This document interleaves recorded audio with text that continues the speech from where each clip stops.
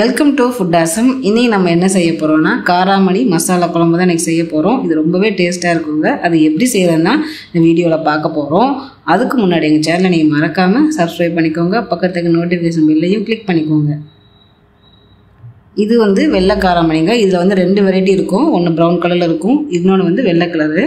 நான் இன்றைக்கி வந்து ஒயிட் கலர் தான் எடுத்திருக்கேன். இது வந்து 1 கப் அளவு. இது நைட்டு ஃபுல்லாக நான் ஊற வச்சுருக்கேன். இல்லை நீங்கள் வறுத்துட்டு கூட நீங்கள் செய்யலாம். ஆனால் நைட்டு ஊற வச்சு செஞ்சிங்கன்னா உங்களுக்கு நல்லாயிருக்கும். இப்போ ஊற வச்சதை நம்ம வந்து குக்கரில் ஆட் பண்ண போகிறோம், ஏன்னா வேக வைக்கிறதுக்கு.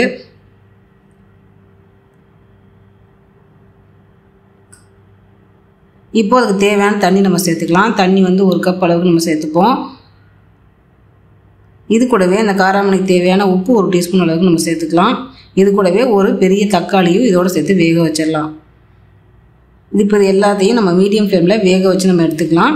மீடியம் ஃப்ளேமில் 4 விசில் வேக வச்சு நம்ம எடுத்துக்கலாம். நல்லா குழஞ்சி வெந்துடும். இப்போ நம்ம கடாயில் வந்து 4 டேபிள் ஸ்பூன் அளவுக்கு நல்லெண்ணெய் சேர்த்துக்கலாம். இந்த குழம்பு வந்து நல்லெண்ணெய் செஞ்சால் தான் அந்த டேஸ்ட்டு கொடுக்கும். ஜென்ரலாகவே நம்ம வந்து புளிக்குழம்பு வந்து நல்லெண்ணெய் தான் செய்வோம்.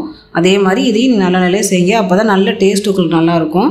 இப்போ எண்ணெய் நல்லா காஞ்சதுக்கப்புறமா கடுகு 1/2 டீஸ்பூன் நம்ம அளவு சேர்த்துக்கலாம். கடுகு நல்லா பொரிஞ்சதுக்கப்புறமா நம்ம வந்து சோம்பு 1 டீஸ்பூன் அளவுக்கு சேர்த்துக்கலாம். இது கூடவே நம்ம வெந்தயம் 1/4 டீஸ்பூன் அளவுக்கு நம்ம சேர்த்துக்கலாம். ரொம்ப சேர்த்துறாதீங்க, இல்லாட்டி குழம்பு கசக்க ஆரம்பிச்சிடும். இது கூடவே நம்ம வந்து சின்ன வெங்காயம் ஒரு 15 வெங்காயம் எடுத்து நான் கட் பண்ணி வச்சுருக்கேன். அது கூடவே கொஞ்சம் கருவேப்பிலையும் சேர்த்து வச்சுருக்கேன். இது வந்து நீங்கள் நல்லா இந்த எண்ணெயில் போட்டு நீங்கள் நல்லா வதக்கணும். அந்த கண்ணாடி பதம் வர அளவுக்கு நீங்கள் வதக்கிக்கணும். அப்போ தான் குழம்பு வந்து நல்லா டேஸ்ட் இருக்கும் உங்களுக்கு. இப்போ நம்ம குக்கரை ஓப்பன் பண்ணி பார்த்துடலாம். இப்போ பாருங்க, நம்ம ஊற்றுற தண்ணியும் கரெக்டான அளவாக இருந்துச்சு. போட்டிருந்த தக்காளியும் நல்லா வெந்துடுச்சு. அந்த தக்காளி எடுத்து நம்ம கடாயில் சேர்த்துடலாம். இல்லை நீங்கள் டேரெக்டாகவே நீங்கள் வந்து குழம்புல ஆட் பண்ணுறதுனால ஆட் பண்ணிக்கோங்க. நான் இந்த மாதிரி வேக வச்சு தான் ஆட் பண்ணிக்க. இப்படி நம்ம சேர்க்கும்போது குழம்பு நல்லா டேஸ்ட் கொடுக்கும். இப்போது அது கூடவே நம்ம 1/2 டீஸ்பூன் அளவுக்கு மஞ்சள்தூள் சேர்த்துக்கலாம். மஞ்சள்தூள் சேர்த்ததுக்கு அப்புறமா நம்ம வேக வச்சுருக்கிற காராமணியை அதில் ஆட் பண்ணிடலாம். அந்த தண்ணி நம்ம ஃபில்டர் பண்ண வேணாம், அப்படியே நம்ம சேர்த்துடலாம். அதுக்காக தான் நம்ம கொஞ்சமாக நம்ம தண்ணி சேர்த்துக்கிறோம். எந்த கப்பால் நம்ம அந்த காராமணி எடுக்கிறோமோ அதே கப்பால் நம்ம வந்து தண்ணி நம்ம ஆட் பண்ணிக்கலாம். இப்போ வந்து நம்ம மசாலா ரெடி பண்ணிடலாம். இதுக்கு வந்து ஜாரில் வந்து 3 பெரிய நம்ம ஒரு வரமிளகா எடுத்துக்கலாம். உங்கள் காரத்துக்கு ஏற்ற அளவு நீங்கள் சேர்த்துக்கோங்க. இது கூடவே 5 சின்ன வெங்காயம் நம்ம சேர்த்துக்கலாம். இது கூடவே நம்ம 1/2 டீஸ்பூன் அளவுக்கு நம்ம வந்து ஜீரகம் சேர்த்துக்கலாம்.